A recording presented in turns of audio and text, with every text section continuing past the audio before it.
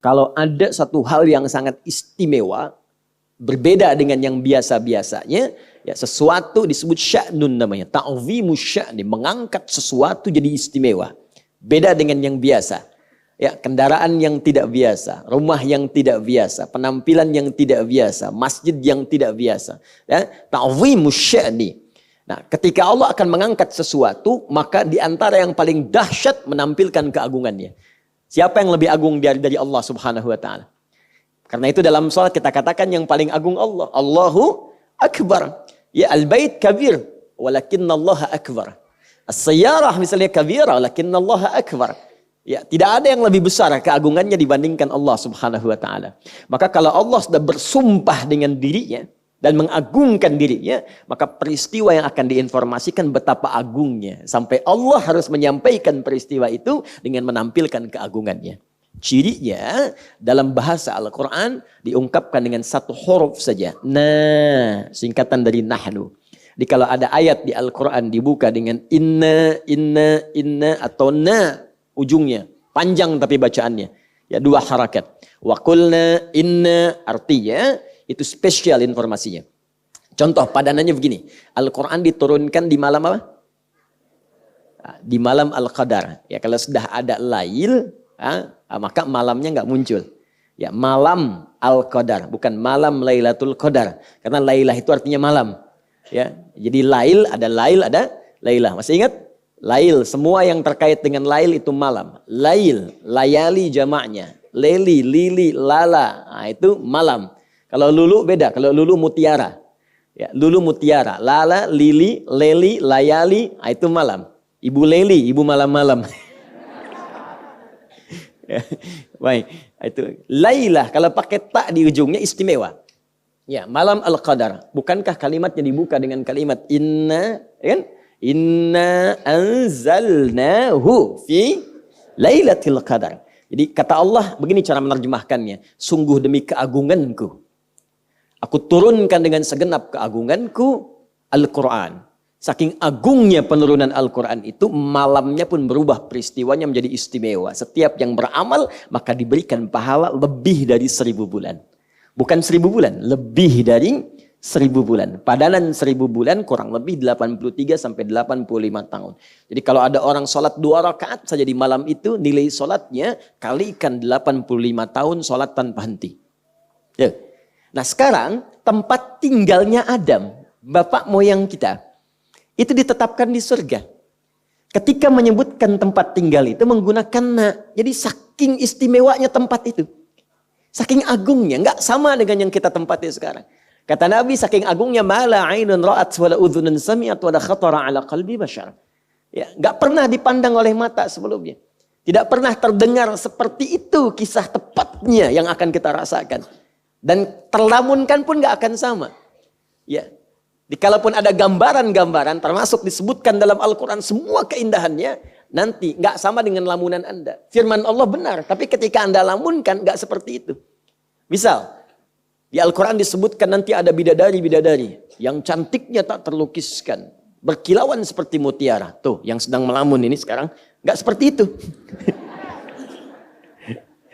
Jadi nggak bisa disebut fiksi atau fiktif, tidak. Ya, informasinya benar tapi tak sama dengan yang kita pikirkan. Ibu disebutkan nanti wildadun mukhalladun bi aqwabi wa abariq wa ka'sim min ma'in. Ada pangeran-pangeran surga. Yang wajahnya gantengnya tak terlukiskan. Tak sama dengan menatap wajah suami ibu. Ya, tak sama dengan menatap saya misalnya. Siapapun beda jauh. Mala ainun ra'at, tak pernah dipandang oleh mata. Saking indahnya. Di tempat tinggal kita itu yang istimewa. Cuma fasilitasnya bergantung kepada kita. Mau seperti apa nanti ditempatkan di sana. Dan bagaimana cara masuknya. Ya, makanya sering saya katakan begini. Anda saja kalau nggak kerja kan nggak bisa bangun rumah. Kalau nggak berusaha, nggak punya bekal. Untuk mudik pun malu kalau tak punya bekal. Jadi kalau mudik dunia saja malu kita karena tak punya bekal. Maka bagaimana saat mudik ke akhirat. Makanya bangun rumah kita di akhirat dengan mencari bekal di sini. Ya, diturunkanlah kemudian kita ke bumi untuk berdinas di sini supaya hasil dinas kita berupa ibadah itu menjadi nilai pahala yang dengan itu bisa membangun tempat sempurna saat kita pulang ke surga kelak dengan izin Allah Subhanahu wa taala. Nah, cuma sayang, maaf, dari batas waktu yang Allah berikan kepada semua yang ditugaskan. Adam manusia pertama, Adam turun kemudian ke bumi karena tempatnya di bumi. Saya urutkan lagi kisahnya. Turunlah ke bumi untuk bertugas. Setelah dilatih oleh Allah di surga sementara. Jadi saya katakan surganya Adam alaihissalam dan istrinya Hawa. Ya, semoga keduanya dirahmati oleh Allah Subhanahu wa taala. Itu bukan surga yang akan kita tempati nanti. Beda, ingat. Ingat ya, beda. Karena surganya Adam dan Hawa, ya radhiyallahu taala anhuma, rahimahullahuma wa sallaina alaihima, teman-teman sekalian, itu surga yang masih ada ujiannya. Boleh, tak boleh.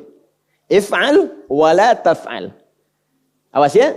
Wa qulna ya Adamu uskun anta wa zaujukal jannah wa kula minha ragadan haitsu syi'tuma. If'al. Silahkan nikmati, makan seenak-enaknya, senyaman-nyamannya. Wala taqraba hadhihi syajarata fatakuna minadh dhalimin.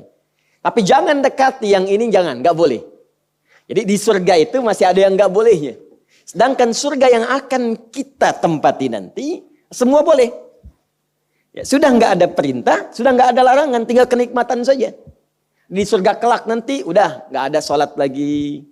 Nah, jadi jangan punya harapan nanti kalau saya ke surga mau tahajud, nah terlampau soleh. Udah pokoknya tinggal nikmat aja, mata sytahian usukum. Jadi yang paling nikmat silakan nikmati, dan nggak ada larangan. Bahkan yang haram-haram di dunia itu menjadi halal saat di akhirat nanti. Ya, ada beberapa bagian-bagian khamar dan seterusnya. Dan desainnya beda, indah, enak. Kalau pengen, siapkan dari sekarang. Siapkan. Maka ketika tuntas pelatihannya, diperkenalkan. Nanti ini yang boleh, ini yang tidak boleh. Sebagai ujian pertama, ini musuhnya. Ya, dari iblis bertransformasi jadi setan. Ya, makanya di ayat 36-nya setannya disebutkan. فَأَزَلَّهُمَا الشَّيْطَانُ عَنْهَا فَأَخْرَجَهُمَا مِمَّا كَانَ فِيهِ. Ini musuhnya, ini yang harus dikerjakan, ini yang harus ditinggalkan. Training sebelum turun ke bumi. Setelah selesai trainingnya, lengkap pelatihannya, turunlah kemudian ke bumi dengan bekal yang Allah berikan. Turun Quran surah kedua ayat 38. Qul nahbitu minha jami'a fa imma ya'tiyannakum minni hudan faman tabi'a hudaya fala khaufun 'alaihim wa lahum yahzanun. Adam, Hawa turun kalian semua ke bumi. Mulai berpetualang di bumi. Ya, untuk mengenal bumi itu dipisahkan keduanya. Ya, Adam turunnya di kisaran Asia Selatan, ada yang menyebutkan India. Hawa turunnya di kisaran sekarang jadi wilayah Saudi Arabia, di wilayah Jeddah. Karena itu ada yang menyebutkan Jeddah disebut dengan Jeddah karena nenek kita pernah turun di situ. Ya, di wilayah Jeddah sekarang, kalau dari pantai Laut Merah itu ada yang menyebut Masjid Terapung, Masjid Ar-Rahmah itu ya. Anda lurus di situ, ya agak sedikit lah mungkin 300 meteran ke depan itu, nanti ada perempatan. Ya, lurus kanan dengan kiri dari arah kita datang. Setelah sepeda ontel besar. Ada yang menyebut sepeda ontel Nabi Adam, katanya. Orang-orang lokal. Itu cuma candaan-candaan saja. Itu sebelah kanannya ada skat dengan batuan bata merah. Dituliskan Maqbarah Sayyidah Hawa. Kuburannya Sayyidah Hawa. Tapi sejarawan lokal menyebut itu bukan kuburan Sayyidah Hawa. Tapi tempat pertama kali beliau turun di situ. Ada yang menyebut demikian. Nah, keduanya terpisah sampai berpetualang untuk mengenal bagaimana tempat yang harus dihuni itu. Makanya sunnah kita nanti, kalau ingin menempati sesuatu, kenali dulu tempatnya. Ada apa di situ? Apakah ada peluang untuk ibadah? Anda mau pindah rumah, cek dulu masjidnya ada enggak? Tempat ta'limnya ada enggak? Enak enggak sholat 5 waktunya? Nyaman tidak tinggalnya? Apa tantangan-tantangan maksiat yang hadir di sekitarannya? Bagaimana keadaan orang-orangnya? Itu sunnah. Makanya orang tua kita pertama kali saat diturunkan, selain karena hikmah-hikmah yang lain dengan kisah berbeda, salah satunya untuk mengenal wilayah. Adam turun di Asia Selatan, yang menyebutkan India, istrinya turun di Jeddah. Berpetualang, berjalan. Sampailah bertemu di satu titik dari kejauhan terlihat. Ya, saling mengenali. Wah, itu kayaknya saya kenal tuh. Kayaknya juga saya nggak asing gitu kan. Nah, memang pasti mengenal, karena kan cuma 2 orang satu di bumi. Nggak ada yang lain kan. Turun gitu. Dalam bahasa Arab mengetahui disebut arafah. Kalau banyak yang diketahui sifatnya arafah, pakai tak. Kalau lebih banyak lagi jamakkan Arafat. Arafat. Maka wilayahnya sampai sekarang disebut dengan Arafah. Padang Arafah. Ada riwayat lagi menyebutkan itu terkait dengan Nabi Ibrahim alaihissalam. Ketika diajarkan manasik oleh malaikat Jibril. Lalu mengatakan Araftul an. Saya tahu sekarang. Maka disebut dengan Arafah. Maka memuncak kerinduannya, naiklah ke atas bukit kemudian. Ya, di bukit itu bertemu keduanya, bertobat kepada Allah sehingga diabadikan di Quran surah ke-7 ayat 23 itu dengan kalimat Rabbana zalamna anfusana wa illam taghfir wa tarhamna lanakunanna minal khasirin. Mempuncak kerinduannya, kemudian bersatu di situ sebagai keluarga. Sesuatu kerinduan yang terpancarkan dengan kuat dan kasih sayang yang tanpa batas itu disebut dengan rahmah namanya. Sifat Allah pemberi sayang tanpa batas disebut dengan rahim. Maka sampai sekarang tempatnya disebut dengan Jabal Rahmah. Maka berkeluarga di situ sampai turun keturunan-keturunan menyebar ke seantara bumi yang telah dijelajahi tadi. Maka disebutlah keturunannya dengan Bani Adam. 7 kali disebutkan dalam Al-Quran. Ya Bani Adam. Quran surah 7 ayat 31. Khudhu zinatakum inda kulli masjid. Menyebar setiap anak cucu Adam. Maka disebut dengan manusia. Nas. 241 kali disebutkan dalam Al-Quran. Quran surah ke-49 ayat 13. Ya ayyuhan nasu. Inna khalaqnakum min dzakarin wa untha. Wa ja'alnakum syu'uban wa qabaila lita'arafu inna akramakum indallahi atqakum. Maka anak cucu Adam manusia itu menyebar, kata Allah. Ada laki-laki, ada perempuan. Jadi cuma 2 jenis anak cucu Adam. Ya. Jadi kalau ada anak cucu Adam, manusia itu cuma 2. Kalau bukan laki-laki, apa? Perempuan. Jadi kalau ada yang bukan laki-laki, bukan perempuan, patut ditanya itu. Dan kita doakan supaya kembali pada fitrah yang sesungguhnya, bagian dari anak cucu Adam. Menyebar mereka. Syu'aba wa qabail. Bisa beda tempat, beda daerah. Bahkan satu tempat pun kabilahnya, sukunya bisa tidak sama. Marganya bisa beda. Ya, marganya bisa beda, tidak sama. Maka dari penyebaran-penyebaran ini beraktivitas kuncinya satu. Semuanya kata Allah setiap personalnya. Nas menunjuk pada semua. Setiap personal berubah jadi ins. Disebutkan 18 kali dalam Al-Quran bersanding dengan jin. Walaupun menyebar dimanapun, setiap personalnya tetap punya misi yang harus dibawa untuk ibadah. Maka turunlah Quran surah 51 ayat 56 untuk menegaskan kembali. Wa ma khalaqtul jinna wal insa illa. Maka setiap kita mesti ibadah. Wujudnya amal saleh. Berbuat yang baik-baik. Ada perbuatan baik terkait dengan Allah, maka menjadi ritual. Salat, solih. Tak salat, tidak solih. Puasa, soleh. Tak puasa, tidak soleh. Baca Al-Quran, soleh. Tak baca Al-Quran, tidak soleh. Ada terkait kita hubungan dengan manusia. Lingkungan sosial, hablu minan nas. Jujur, soleh. Dusta, salah. Awas. Tawadhu, saleh. Sombong, salah. Maka itu keseluruhan disebut dengan amal saleh. Maka manusia setiap personal tadi diminta menyusun kurikulum kehidupannya di bumi. Bikin aktivitas. Dari bangun tidur sampai dengan tidur kembali. Saat beraktivitas namanya berubah lagi. Dari ins menjadi insan. Insan. Disebutkan 65 kali dalam Al-Quran. Manusia yang tidak punya kurikulum dari bangun tidur sampai tidur. Untuk beramal soleh. Bagaimana caranya bangunnya soleh. Ke kamar mandi soleh. Berangkat kerja soleh. Makan soleh. Berpakaian soleh. Supaya punya nilai. Orang yang tidak merencanakan perbuatan menjadi soleh, maka rugi dia. Setiap waktunya rugi. Setiap waktu yang diberikan pada kita untuk dikerjakan dalam bahasa Arab disebut asrun namanya. Waktu nama umumnya ketika menjadi momentum untuk beraktivitas jadi asrun. Maka turunlah Quran surah 103 untuk menggabungkan kalimat asrun, amal soleh dan insan. Wal asr. Demi waktu yang aku berikan pada manusia untuk beraktivitas. Innal insana. Perhatikan pada keindahan bahasa Al-Quran. Kalau bukan Allah yang berfirman, mustahil diksinya sempurna. Bukan ins, tidak Bani Adam, bukan pula An-Nas, dan tidak juga Bashar. Kata Allah, wal asr, innal insana. Sungguh setiap manusia yang beraktivitas memanfaatkan waktu itu, lafi khusr. Ada yang berpeluang rugi. Illal ladzina amanu wa amilus salih. Kecuali orang-orang yang beriman, yang dengan imannya itu membimbing dia untuk beramal saleh. Jadi ternyata bekal untuk pulang itu ketika kita diminta ibadah, wujudnya sederhana, amal saleh. Iman, amal saleh. Iman, amal saleh. Pulang kita punya bekal. Saya urutkan dulu supaya mengetahui dasarnya seperti apa. Karena itu ketika Allah menyebutkan orang yang akan pulang ke akhirat mendapatkan surga dan diberikan kabar gembira, maka dibuka dengan kalimat iman dan amal saleh. Kalimat surga pertama dalam Al-Quran di Al-Baqarah ayat 25. Dan kalimatnya disandingkan dengan iman amal saleh. Perhatikan Al-Baqarah 25 paling kanan sebelah atas dalam mushaf.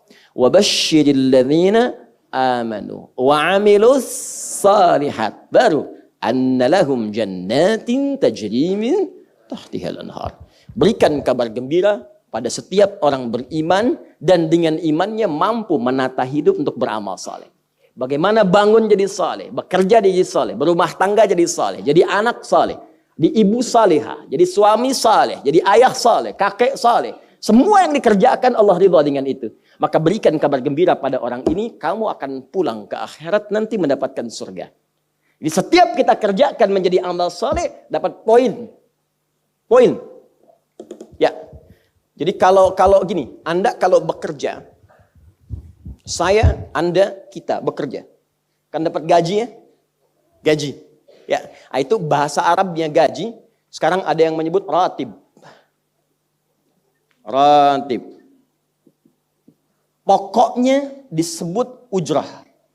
Pokoknya yang harus dibayar. Makanya kalau Anda ke Timur Tengah itu naik taksi, ada tulisan atasnya taksi ujrah. Ya, bukan punya si ujrah.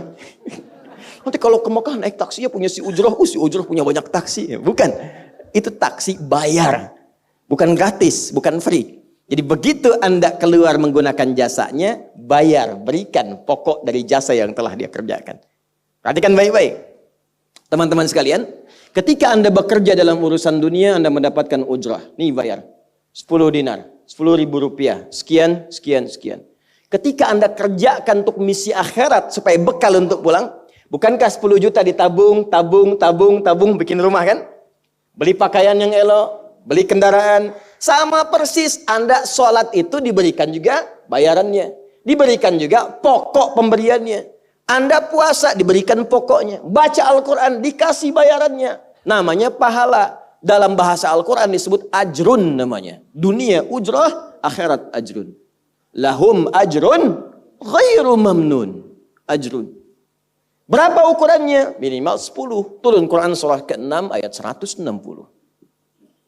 Ya, kita keluarkan supaya terukur. Ya. Setiap pekerjaan dunia menjadi nilai akhirat punya poin. Pekerjaannya disebut hasanah namanya. Ya. Amal solehnya disebut hasanah. Siapa yang mengerjakan di dunia pekerjaan punya nilai akhirat, amal soleh namanya hasanah. Setiap hasanah punya poin 10. Man jaa bil hasanati falahu asyru amthaliha. Siapa yang mengerjakan perbuatan di dunia dan punya nilai akhirat, bekerja dikerjakan karena Allah mencari yang halal. Tuliskan poinnya. Salat, tuliskan poinnya. Setiap pekerjaan 10. Hitungannya 1 keduanya 500 tahun. 2 ketiganya 500 tahun. 3 keempatnya 500 tahun. Jadi jangan menghitung 1, 2, 3 terlalu sedikit. Ya. Di hadis Muslim saya sering katakan ke masjid saja dapat 25 poin baru nyampe. Jarak 1 ke 2 500 tahun. Jadi kalau ada yang tidak sholat dalam sehari, 1 kali sholat kehilangan 10 pahala kali 500 tahun. Dia kehilangan pahala 5.000 tahun. Ya, dosanya berapa? Nah, makanya sering kita bermohon begini, ya Allah, jadikan semua perbuatan duniaku punya nilai akhirat supaya ditampakkan di akhirat. Di hasanah dunia ini akan ditampakkan saat dihisab di akhirat. Makanya sering kita katakan, ya Al-Baqarah ayat 201, wa minhum may yaqulu rabbana atina fid dunya. Ya Allah, jadikan semua kegiatan duniaku hasanah. Namaku sudah hasanah ya Allah. Perbuatanku belum tentu. Ya sudah suami namanya Hasan, ya istri hasanah, anaknya husna, ya kan? Yang laki-laki Husain, tuh. Semua kumpul, tapi kalau pekerjaannya tidak demikian menjadi amal soleh, nggak terkumpul ini. Ya, dan akhirat pun nampakkan lagi hasanahnya. Maka diteruskan ayatnya, wa fil akhirati hasanah. Makanya saat di akhirat itu ditampakkan, faman ya'mal mithqala dzarratin khairan yarah. Ya, makanya kalau mau mithqal, yang khairan yarah. Jangan yang syarran yarah. Ya, pada yang baik-baik, miskol tahajud, miskol untuk baca Quran, ya, miskol untuk bisa tilawah, miskol untuk mengingatkan puasa sunnah, itu khairan yarah. Ya, mithqal pada yang tidak bagus, tinggalkan itu syarran yarah. Ini balik sini. Maka dapat kita nilai ini, kembali kepada Allah, kumpulkan semua ini. Tinggal nanti, tergantung Anda mau punya rumah di yang mana daerahnya. Komplek yang elit, Di Indonesia, di sini Jakarta ada Pondok Indah. Ada beberapa tempat-tempat yang lainnya. Elit kalangannya, Menteng, dan seterusnya. Maka di surga pun ada komplek yang elit-elit. Ada Firdaus, ada surga Aden, ada macam-macam. Tinggal Anda cari bekal yang serius, turunkan kemudian ke bumi. Cuman sayang. Dari sekian waktu yang Allah berikan disebut dengan ajal, menjadi batasan kita untuk beramal. Setiap kita dibatasi oleh waktu. Seperti Anda pun bekerja dunia, bukankah ada waktunya? Waktu produktif untuk bekerja, setelah itu ada masa pensiunnya. Dalam bahasa Arab, sesuatu yang kita kerjakan dengan batas dan setelah hilang batasnya, selesai aktivitasnya, disebut dengan ajal namanya. Maka Allah membuat ketentuan, kita pun tidak abadi di bumi. Setiap kita punya batas waktu, kalau selesai dinas kita, dan pulang kita untuk mempertanggungjawabkan semua yang kita kerjakan di sini. Maka turun Quran surah ke-7, ayat 30, berapa? 4, untuk menggambarkan ini. وَلِكُلِّ أُمَّةٍ أَجَلٍ فَإِذَا جَاءَ أَجَلُهُمْ لَا يَسْتَأْخِرُونَ سَاعَةً وَلَا يَسْتَقْدِمُونَ. Setiap umat, seluruhnya tanpa kecuali, itu pasti punya batas waktu untuk beraktivitas dan selesai pulang. Aktivitas kita ketika bergerak mencari kehidupan, ma'isyah, pekerjaannya disebut dengan asya. Diingatkan kalau harakat fathah turun ke bawah kasrah, artinya selesai harakatnya. Hilang pekerjaannya. Dari asya menjadi isya. Setiap hari diingatkan kita dengan sholat isya. Hei, seaktif-aktifnya Anda, sesibuk-sibuknya akan selesai semua itu. Dan semua kita akan pulang. Bukankah setelah isya kita terpejam? Itu kan latihan. Makanya dalam doa saat akan tidur jadi disebutkan bisikallahumma amutu wa ahya. Ada riwayat lain ahya wa amut. Riwayat populernya amutu wa ahya. Mungkin malam ini saya pulang. Saya meninggal.